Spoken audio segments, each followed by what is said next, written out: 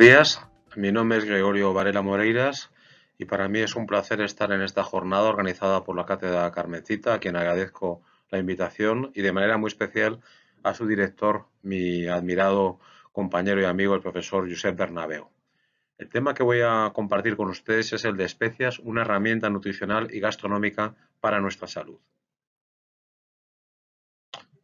A continuación, me gustaría compartir con todos ustedes algunos principios, realidades y reflexiones que yo creo que son de interés para el tema que nos ocupa. En primer lugar, sin duda, uno de los apartados más sugerentes de la ciencia de la nutrición se esconde en el valor nutricional, gastronómico y de salud precisamente de las especias y de las hierbas aromáticas. Yo aún diría más, todavía nos falta por identificar buena parte de esos secretos que están sobre todo en los alimentos de origen vegetal y sin duda sus propiedades. Por otro lado, antes del desarrollo de los fármacos químicos y de diseño, es decir, la síntesis a nivel de laboratorio, nuestra medicina se las arreglaba, si se me permite la expresión, con diversas suertes, o sí, ¿a partir de qué? Pues de la prescripción de hierbas, de plantas, de extractos, de diversos componentes, mezclas muchas veces de los anteriores, y todo ello sirvió también de base para la elaboración de los fármacos modernos que hoy utilizamos. Si nos centramos en el aspecto gastronómico, nos interesa concretar la diferencia entre hierba aromática y una especia. Entendemos por las hierbas aromáticas aquellas que suelen ser hojas de alguna planta o árbol que se utilizan en crudo o desecados. Estamos hablando del romero, del orégano, del laurel, del perejil, y que normalmente se utilizan o que su interés se centra más en el olor, también puede ser en el color, en el aroma. Las especias, por el contrario, sin embargo, proceden de partes duras, de cortezas, de frutas, de raíces, de las plantas. Estamos hablando de la canela, de la pimienta, por decir algunos ejemplos. Estos ingredientes gastronómicos, las especias y las hierbas, tienen un importante papel en la cocina. La propiedad de poder transformar pues, un alimento, determinados alimentos, en un manjar. Pero también nos interesa si pueden aportar desde el punto de vista nutricional o aún más, si son capaces de modular, modificar un modelo alimentario y hacerlo también más saludable, además de satisfactorio. De hecho, no conocemos bien si al añadir especias a una receta, históricamente ha sido exclusivamente por el hecho de dar sabor, color, aroma, que puede ser, por supuesto, o también por ciertas propiedades terapéuticas, a lo mejor intuidas, o también por ambos objetivos, el hecho de dar satisfacción y al mismo tiempo pensar en salud. En este inicio del tema también me gustaría dar dos señales en cuanto al principio de precaución. Sin duda estamos hablando de componentes, en la mayor parte de los casos inocuos, pero en los cuales pues siempre se recomienda que en caso de padecer alguna enfermedad crónica o tener factores de riesgo asociados, se consulte con nuestro médico, con nuestro personal sanitario para detectar posibles incompatibilidades que pueda haber con estos componentes. Y también me gustaría ya introducir el término del efecto dual también para las especias. Me refiero a que, como ocurre con muchos componentes de nuestra alimentación, el secreto está en la dosis. Y lo que puede ser beneficioso a una determinada cantidad, si nos excedemos con esa especia, con el conjunto o mezcla de especias, puede resultar o puede llegar a resultar tóxico.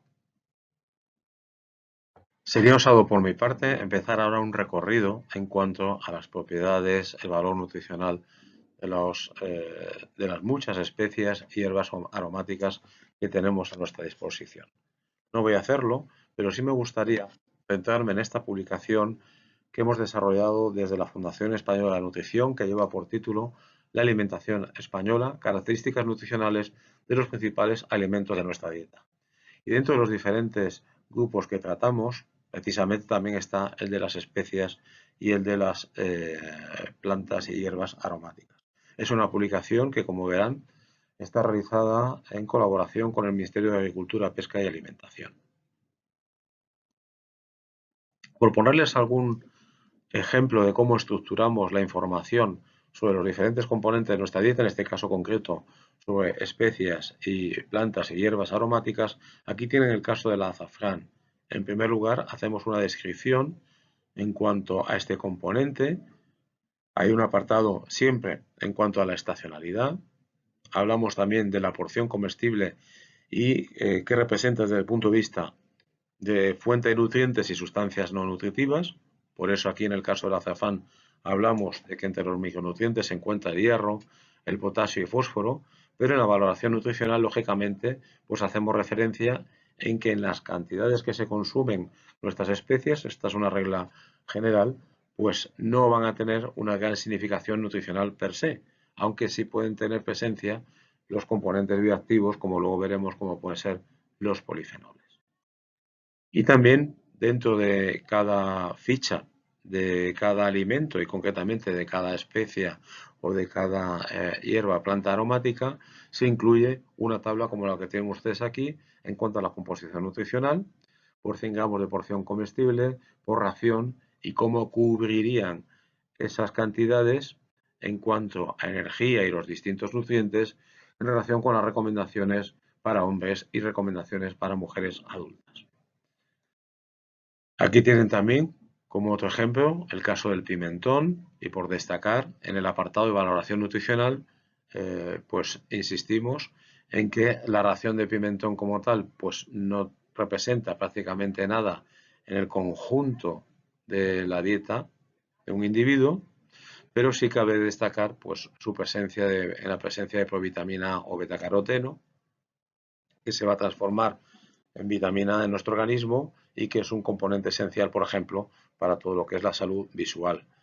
Comentamos también que contiene el licopeno, que es un componente bioactivo, un pigmento de gran interés también para la salud visual, y contiene capsaicina, que es precisamente el responsable de ese sabor picante que tiene el pimentón.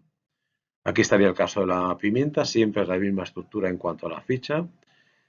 Y en este caso, pues para la pimienta destacamos la presencia de vitaminas, minerales y la presencia de algunos aceites esenciales ricos en terpenos. O la canela, por poner el caso de otra especia que da otro tipo de aroma y de olor. Destacamos que merece el contenido en hierro, en calcio, también la presencia de zinc, de potasio, de selenio o de vitamina B6 y vitamina C. Decimos también que no solamente contiene nutrientes, sino hay presencia, por ejemplo, de fenoles o de aldehídos y que muchos de estos componentes bioactivos que están de forma natural, en este caso la canela, en este caso va a ser el responsable de ese olor característico de la especie. O el orégano, en donde hablamos pues de su presencia importante en algunos tipos de cocina, como puede ser la italiana o la cocina griega, en la condimentación pues de ciertas verduras, de legumbres, también para hacer vinos aromáticos, y la presencia en cuanto a su composición nutricional de ciertos minerales y vitaminas. Lo mismo sería para el caso del perejil, del laurel, romero, tomillo y un largo etcétera, insisto, de nuestras especies y hierbas aromáticas. Quisiera a continuación, de manera muy breve, compartir información reciente en cuanto a lo que es el consumo de especias por parte de la población española. Y para ello me referiré a los datos del informe de consumo de alimentos en España, elaborado por el Ministerio de Agricultura, Pesca y Alimentación. Cuando observamos el consumo doméstico de especias y condimentos en el año 2019, en kilogramos vemos que es de 0,12 kilogramos y que sufrió un descenso comparativamente con el año anterior, concretamente menos 1,3%. En cuanto al gasto por cápita en euros, representa 2,66 euros. En relación precisamente con el precio de las especias, resulta curioso los datos también del Ministerio de Agricultura, Pesca y Alimentación que nos indican que el precio más económico lo obtenemos en la llamada tienda tradicional, señalada en verde, mientras que fíjense las importantes diferencias que hay con el precio que obtenemos en un hipermercado. Debo comentar que estas marcadas diferencias, dependiendo del canal de distribución, no son fáciles de encontrar para otros grupos de alimentos o componentes que constituyen nuestra dieta. ¿Y cuál es el perfil del consumidor de especias en España? Por un lado, son principales consumidores las parejas con hijos mayores y edad media, parejas adultas sin hijos y hogares monoparentales, siendo el responsable de la compra habitual un adulto mayor de 50 años y con un nivel socioeconómico alto y medio alto. Y sin duda son los adultos independientes los que hacen un mayor uso y consumo de nuestras especias. ¿Están las especias y nuestras hierbas aromáticas presentes en el modelo de dieta mediterránea, que por otro lado saben es el más reconocido desde el punto de vista de evidencia científica en relación con la salud, aparte de ser nuestro gran legado? Pues fíjense para ello en esta publicación donde se analiza la evolución de las dietas mediterráneas y de la cocina asociada desde los años 60 hasta nuestros días, que nos encontramos que en el modelo de la dieta de Creta, que ha sido siempre el paradigma en el que nos hemos fijado a la hora de hablar de la dieta mediterránea tradicional, sí están presentes las hierbas y las especias, como tenemos aquí, e incluso se habla de frecuencia de consumo. En el caso de las hierbas, un consumo diario; en el caso de las especias, se hablaba de un consumo de varias veces por semana. Ello lleva a que cuando hacemos la caracterización de los hábitos alimentarios característicos de la dieta mediterránea, junto a otros muchos componentes que son más conocidos, siempre debemos hablar de ese uso frecuente de especies y condimentos variados, el limón, el pimentón, las hierbas aromáticas, y es uno de los constituyentes de la fortaleza de la evidencia de nuestro modelo de alimentación mediterránea. Aún más, si nos fijamos en esta nueva pirámide internacional de la dieta mediterránea que engloba los aspectos saludables y de sostenibilidad, en las recomendaciones de lo que debemos consumir diariamente están también precisamente nuestras especias y nuestras hierbas. Sin duda, la dieta mediterránea no es solamente un modelo de salud, sino que además es un modelo de aportar sabor, aportar satisfacción al hecho de comer. Efectivamente, esto es muy importante porque fíjense que innumerables estudios sobre hábitos alimentarios, además en muy diferentes poblaciones, han demostrado que entre los factores que influyen más a la hora de elegir los alimentos que comemos está lo que nos gusta. O al menos ha sido así durante muchos siglos, porque hoy es verdad que parece que la población más joven tiene menos interés en cuanto a este aspecto de reconocimiento del sabor. Y en ese mantenimiento del sabor de la comida que ingerimos, las especias de muy diferente tipo, nuestras hierbas, nuestras plantas aromáticas, tienen mucho que ver. Y van a permitir en buena medida cumplir con esa frase que ya es un clásico, casi un incunable, que decía el profesor Grande Cobian, el maestro de la nutrición a nivel español y también a nivel internacional: solo comeremos lo que debemos si nos gusta. Fíjense que cuando analizamos en esta diapositiva los sentidos, atributos sensoriales que impactan finalmente en el sabor, es decir, la vista, el olfato, el gusto y, por qué no, el oído, las especias, nuestras hierbas, pues impactan ¿en qué? Pues evidentemente en la vista a través del color, en la apariencia, en el olfato a través del olor, del aroma, del gusto, finalmente, por tanto, impactando a través del gusto y del olfato en el sabor, que un alimento nos parezca más agradable o menos agradable. Y yo creo sinceramente que no hemos tenido suficientemente en cuenta el valor de las especias como modulador, como herramienta dietética y también nutricional y también gastronómica a la hora de mantener o modular o modificar un modelo alimentario si es que resulta necesario. Aún más, miren, de acuerdo a los datos del estudio Tendencias en el Sabor, desarrollado por Consumo Lab de AINIA en el año 2016, en población española entre 18 y 60 años, entre muchos aspectos que se trataban, hay uno que era en relación con las preferencias ante una variedad de sabores. Pues bien, tras el sabor afrutado, tras el sabor ahumado, es precisamente el sabor especiado el preferido por parte de la población española. Y también me gustaría destacar la conclusión que les indico en la última parte de la diapositiva, que nos decía que un 45% de los consumidores encuestados indican que les gusta probar sabores innovadores, pero al mismo tiempo un 35% echa en falta en el lineal productos con sabores que nos recuerdan los de toda la vida. ¿Y por qué comento esta conclusión? Porque creo que ahí es una oportunidad, una ventana para trabajar desde la innovación, por la innovación desde la tradición. En los alimentos tradicionales, sin duda deberemos incluir especias y quizá nos hemos ocupado menos de trabajar en el desarrollo de nuevos productos con especias y hierbas aromáticas. En la Real Academia de Gastronomía, de la cual me precio formar parte como académico de número, hemos elaborado un estudio que lleva por título Las 100 recetas tradicionales que nos definen a partir de las distintas comunidades autónomas. Los platos más representativos del recetario tradicional español. Les invito a conocer este trabajo precisamente en la web de la Real Academia de Gastronomía. Pero se lo indico aquí porque cuando analizamos esas 100 recetas, tengan ustedes ahí algunos ejemplos de arroces de esta magnífica tierra, almejas a la marinera, callos que se toman en diferentes comunidades autónomas, el pulpo de mi tierra gallega, etcétera.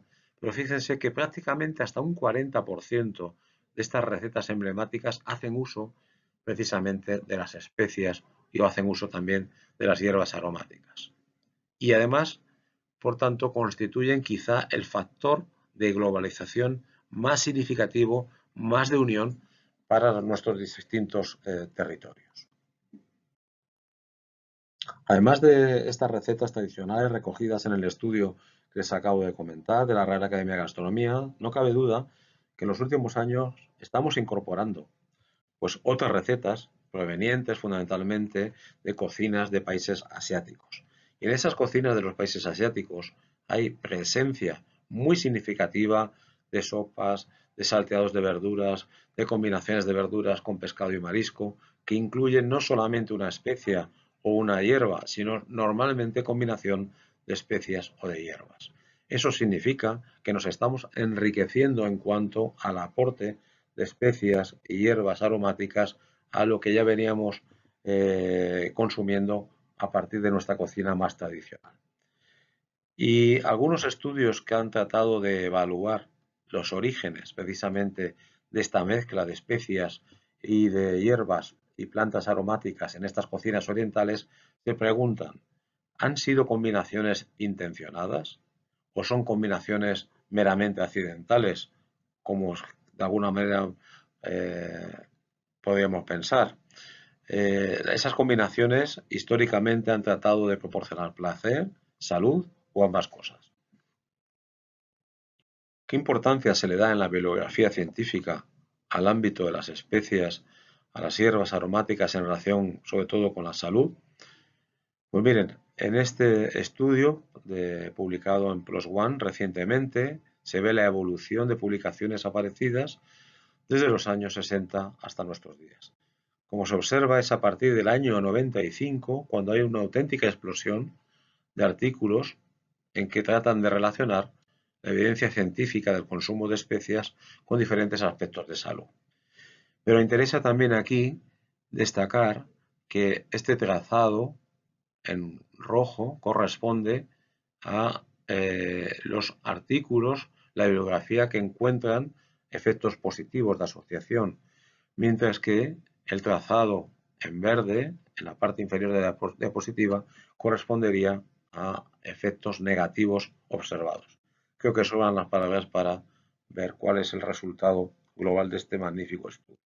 Si el comentario anterior lo llevamos a términos cuantitativos, resulta muy significativo que se han encontrado prácticamente 9.000 asociaciones a partir de los 5.769 abstracts analizados.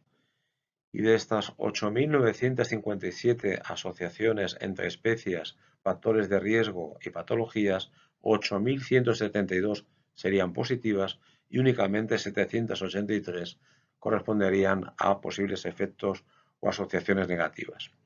Es interesante también el dato que nos dan estos autores en cuanto a que de las 188 especias que se decidió incluir en esta búsqueda bibliográfica, se encontraron asociaciones ni más ni menos que para 152 de las mismas.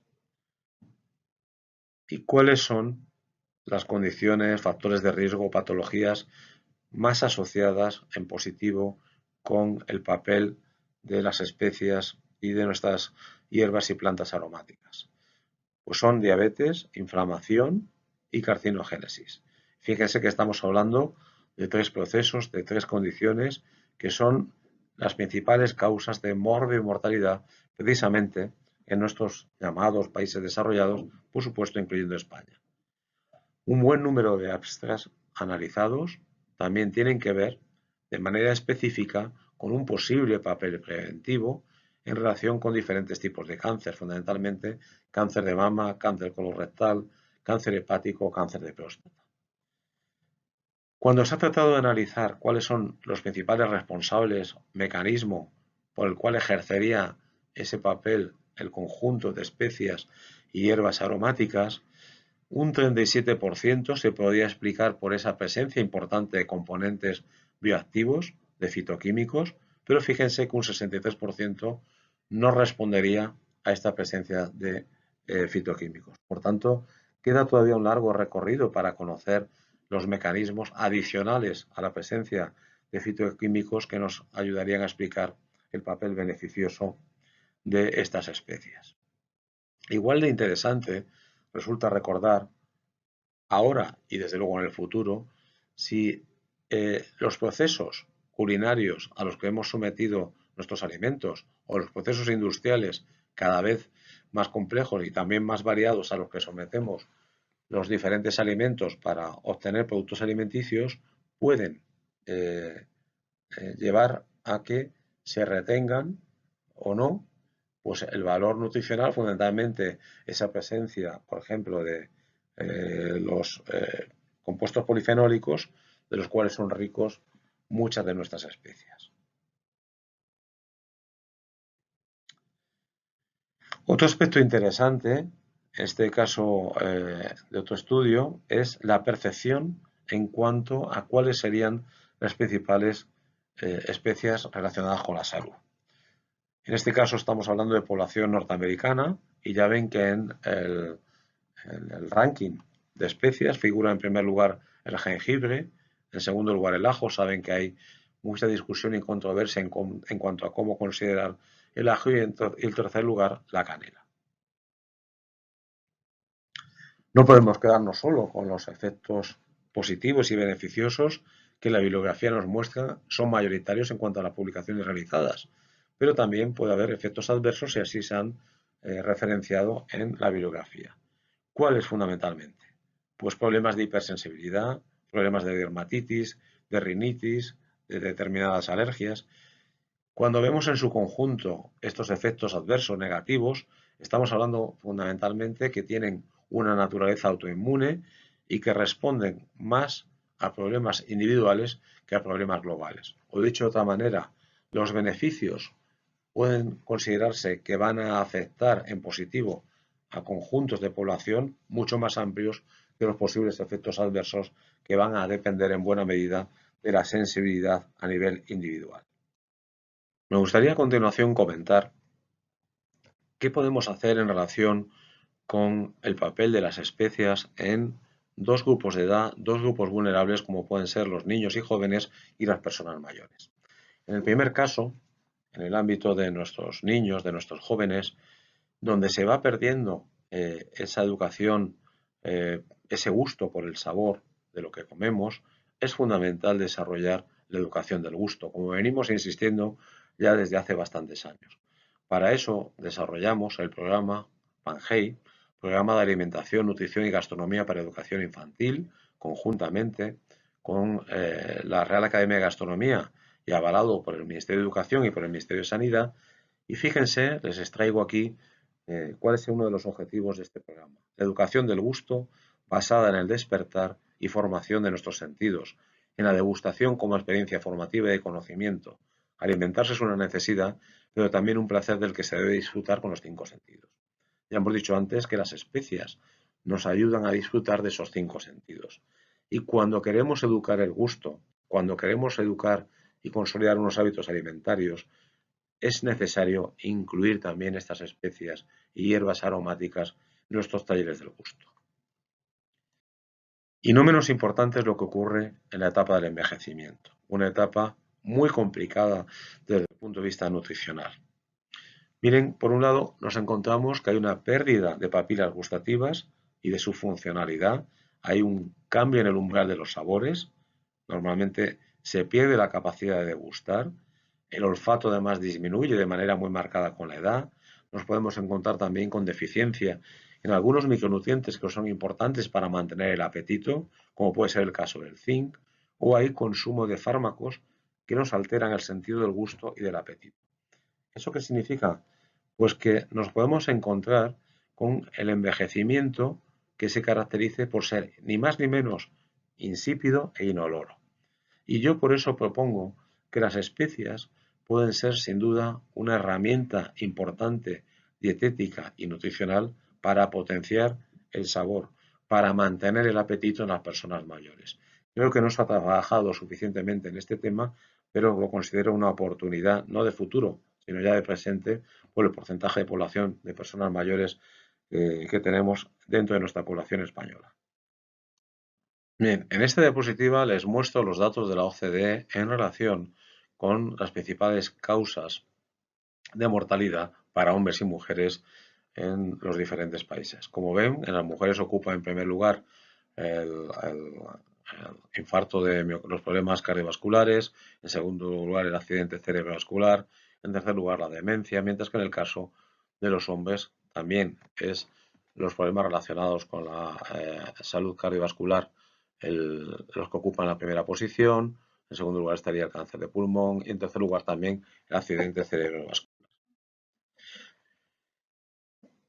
Uno de los principales factores de riesgo asociado a la enfermedad cardiovascular es la hipertensión arterial y dentro de la hipertensión arterial creo que todos conocemos que la sal, cuando se consume en exceso, es uno de los principales responsables.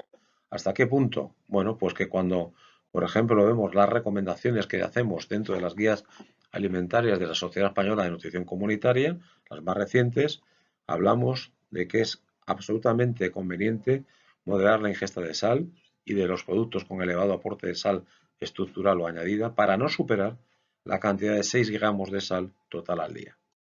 Pues bien, dentro de las enfermedades cardiovasculares, uno de los principales factores de riesgo es la hipertensión arterial. Por otro lado, recordemos que es silente. Y dentro de la hipertensión arterial y los factores causantes, la ingesta excesiva de sal es quizá el más reconocido, es sin duda el más reconocido. ¿Cómo estamos? Pues en España el consumo de sal es prácticamente el doble de ese límite máximo que les he comentado. Si nosotros fuéramos capaces de reducir precisamente el consumo de sal, seríamos capaces también de disminuir de manera considerable la morbimortalidad atribuible a la hipertensión arterial. Ni más ni menos, en España mueren más de 65.000 personas al año por enfermedad coronaria y por ictus cerebral. Un 45% de los infartos de miocardio y el 50% de los accidentes cerebrovasculares se deben a la hipertensión arterial. Y no hay duda, hay una asociación directa y muy marcada entre ingesta excesiva de sodio a través de la dieta y el riesgo de hipertensión arterial. No ha dejado de disminuir la prevalencia de hipertensión arterial en los últimos años en España. Todo lo contrario, si nos fijamos en el trazado en color rojo, vemos que desde los años 90 hasta la actualidad se ha ido incrementando, igual que otros factores de riesgo como puede ser la diabetes o hipercolesterolemia. Recordemos esas asociaciones positivas en cuanto al posible papel de la presencia de especias en ese modelo alimentario.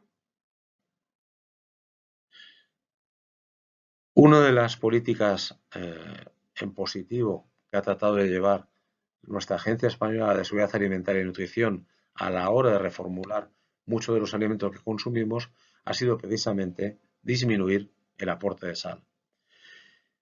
Fíjense que estamos hablando de reducciones que van pues desde un 7% hasta más de un 15%. Pero lógicamente cuando hablamos de reducción de sal, nosotros lo que queremos, ya sea la industria o ya sea un cocinero o ya sea en casa, es intentar mantener el sabor, que sea apetecible ese alimento, ese producto, esa receta. Y por eso realmente las especias juegan un papel crítico en todo este proceso de reformulación que estamos llevando a cabo en muchos de nuestros productos en España. Sirva solamente como ejemplo el caso de los embutidos, que son fuente importante de sodio, son fuente importante también de grasa. Pues bien, el empleo de las especias, el empleo de determinadas hierbas sirve precisamente para lanzar al mercado productos reformulados con menor contenido en sal y con menor contenido en grasa, intentando mantener el sabor. Porque fíjense que nuestras especias, aunque desde el punto de vista nutricional global no aporten mucho en cuanto a minerales, vitaminas, lo que sí hacen es disminuir el riesgo de presencia de nutrientes que llamamos críticos en cuanto a que no queremos que haya una cantidad importante de los mismos en nuestra dieta. Me estoy refiriendo a la presencia de azúcares añadidos, me estoy refiriendo a la presencia de grasa o a la presencia de sodio. De eso, precisamente, las especias afortunadamente carecen. O de la presencia de energía porque no son fuente energética en el conjunto de la dieta.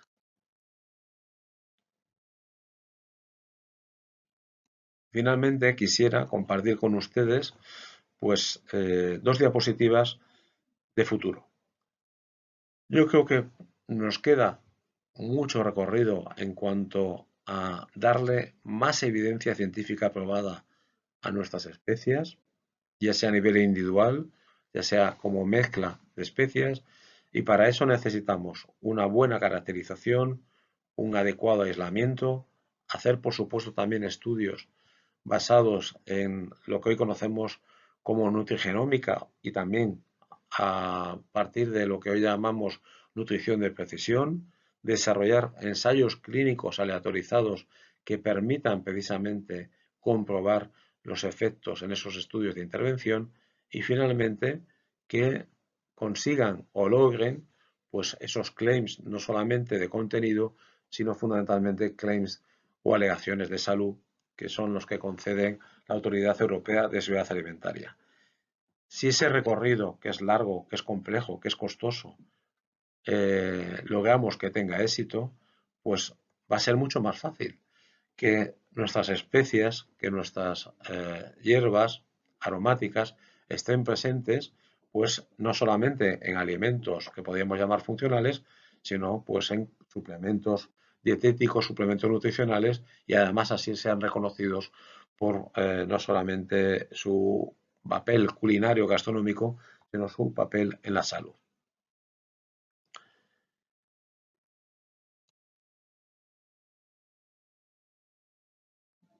Yo creo que también hay un ámbito que debemos cuidar más y trabajar en ello, que es el de la sostenibilidad, porque es una demanda creciente por parte del consumidor.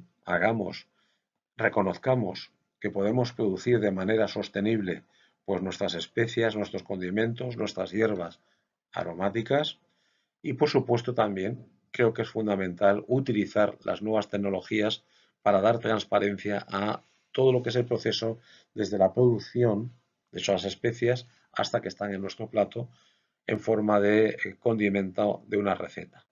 Para eso, por ejemplo, pues todo lo que es la tecnología blockchain creo que nos puede ayudar finalmente.